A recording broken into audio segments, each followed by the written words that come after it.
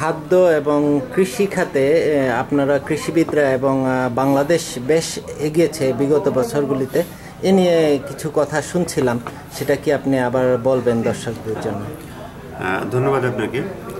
বাংলাদেশের কৃষি একটা গুরুত্বপূর্ণ খাত, আপনি জানেন। শস্য শ্যামলা সুজলা সুফলা সবুজের আমাদের মাতৃভূমি বাংলাদেশের কৃষি প্রধান দেশ। কৃষির উন্নতি অগ্রগতির সাথে দেশের সামগ্রিক উন্নতি অগ্রগতি নির্ভর করে, আপনি জানেন। আমরা যদি বলি যে 70-এর দশকে যখন মানুষ কম ছিল, 7 কোটি 7.5 কোটি মানুষ ছিল, তখনও কিন্তু খাদ্যের ঘাটতি ছিল।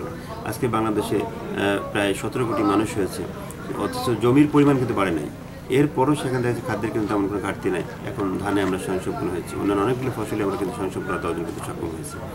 এটা এজন্যই হয়েছে যে বাংলাদেশের কৃষি বিজ্ঞানীরা উন্নত প্রযুক্তি ডেভেলপ করেছে, কৃষকরা সেটা অ্যাডাপ্ট করেছে এবং ইউনিট প্রতি অর্থাৎ একক এরিয়াতে উৎপাদন বেড়েছে, ফলন বেড়েছে অনেক গুণ বেশি, যার ফলেই কিন্তু আজকে সম্ভব হয়েছে বাংলাদেশের খাদ্যে, বিশেষ করে সিরিয়াল, আমরা দানা শস্যে আমি বলবো যে খাদ্যে আমরা স্বয়ংসম্পূর্ণতা অর্জন করতে সক্ষম হয়েছি।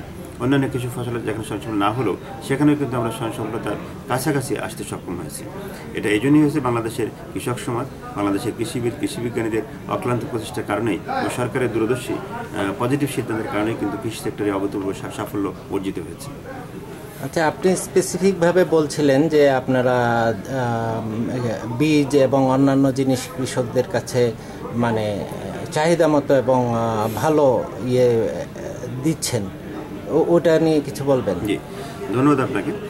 আমরা আসলে চেষ্টা করছি বাংলাদেশের যে কৃষক সমাজ আছে তাদেরকে, আপনারা জানেন বাংলাদেশ সকল অনেক ব্যবসায়ী আছেন যারা বীজের নামে সেখানে ভেজাল দিচ্ছে, সারের নামে সেখানে ভেজাল দিচ্ছে, ওষুধেও বিশেষ করে ইনসেক্টিসাইড পেস্টিসাইড সেখানে ভেজাল দিচ্ছে।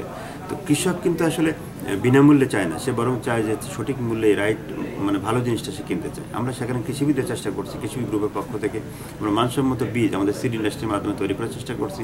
সেখানে হাইব্রিড উন্নত জাতের মানসম্মত বীজ আমরা কৃষককে দেওয়ার চেষ্টা করতেছি। আমাদের ফিড ইন্ডাস্ট্রির মাধ্যমে যে ফিড তৈরি আছে সেখানে মাছের খামারিদের জন্য মানসম্মত ফিড দিচ্ছি, পোলট্রি খামারিদের জন্য মানসম্মত ফিড দেওয়ার চেষ্টা করছি। এছাড়াও ক্যাটেল মানে গরু বাছুর যেটা আছে ডেইরি, তাদের জন্য মানসম্মত খাবার দেওয়ার চেষ্টা করছি। অর্থাৎ মানসম্মত খাবার দিয়ে, মানসম্মত মানে প্রোডাক্ট দিয়ে আমরা কৃষকদের সাপোর্ট দেওয়ার চেষ্টা করছি। এর বাইরেও কৃষকদেরকে যে টেকনিক্যাল সাপোর্ট যেটা আছে, কারিগরি প্রশিক্ষণ দেওয়া, কৃষক প্রশিক্ষণের ব্যবস্থা করা, উন্নত প্রযুক্তির প্রদর্শনীর ব্যবস্থা করা ইত্যাদির মাধ্যমে আমরা বাংলাদেশের সাধারণ কৃষকদেরকে কৃষি গ্রুপের পক্ষ থেকে সাপোর্ট দেওয়ার চেষ্টা করছি। আচ্ছা, আপনার কাছে শুনছিলাম ব্রয়লার মুরগি নিয়ে মানুষের অনেক রকম ধারণা আছে, অনেকের কাছে স্বচ্ছ ধারণা নেই। এটা কিভাবে ব্রয়লার মুরগিটা আসে, এটা নিয়ে আপনি কিছু বলবেন কি? ধন্যবাদ আপনাকে। এটা আমি বলবো এগ্রিকালচারের বাংলাদেশের উন্নয়নে আরেকটা ধাপ আমি বলবো যে বাংলাদেশে আজকে যদি ব্রয়লার মুরগি না থাকতো বা যদি উন্নত জাতের পাঙ্গাস এবং তেলাপিয়া মাছ না থাকতো, আজকে আমিষের প্রচণ্ড ঘাটতি বাংলাদেশে দেখা দিত। হয়তো যদি ব্রয়লার মুরগি না আসলে বাংলাদেশের মুরগি হয়তো কেজি 200 টাকা থেকে 500, 700, 800 টাকায় কিনতে হতো। ব্রয়লার মুরগি আসলে কিছুই না, এটার উন্নত জাত, যেখানে 28 থেকে 30 দিনের মধ্যে একটা মুরগি 1.5 কেজি মতো ওজন হয়ে যায়। এখানে উন্নত জাতের কারণে সব সম্ভব হয়েছে। তবে হ্যাঁ, কোনো অসাধু ব্যবসায়ী খাবারে ভেজাল দিচ্ছে, বিশেষ করে ট্যানারি বোর্ড ইউজ করতেছে, যেখানে হেভি মেটাল থাকার কারণে মানুষের স্বাস্থ্য ঝুঁকির সম্ভাবনা রয়েছে। তো সেগুলো যদি কন্ট্রোল করা যায়, এক হচ্ছে রাষ্ট্রীয় পলিসির মাধ্যমে, আইনের মাধ্যমে, আর সাথে সাথে যদি মানুষের নৈতিক ডেভেলপমেন্ট হয়, মোরাল ডেভেলপমেন্ট হয়, তাহলে হয়তো মানুষ অ্যাটলিস্ট এই খারাপ জিনিস আরেকজন মানুষকে খাওয়াবে না।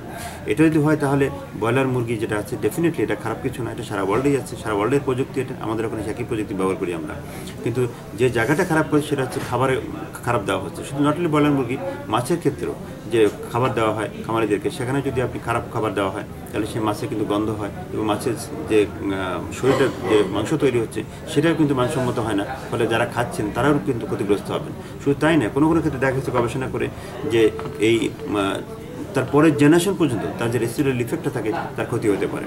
তো সেই জায়গা থেকে আমি মনে করি যে মানসম্মত খাবার সাপ্লাই দেওয়া সম্ভব হয়, মানসম্মত বাচ্চা দেওয়া সম্ভব হয়, তাহলে সেখানে মানসম্মত মাংস উৎপাদন করা সম্ভব, মানসম্মত মাছ উৎপাদন সম্ভব, যার মাধ্যমে আমি বলবো স্বাস্থ্যসম্মত মাছ এবং মাংস বাংলাদেশের চাষিদের, কৃষকদেরকে যারা খাচ্ছেন তাদেরকে দেওয়া সম্ভব। আচ্ছা, সর্বশেষ কোশ্চেন আপনার কাছে।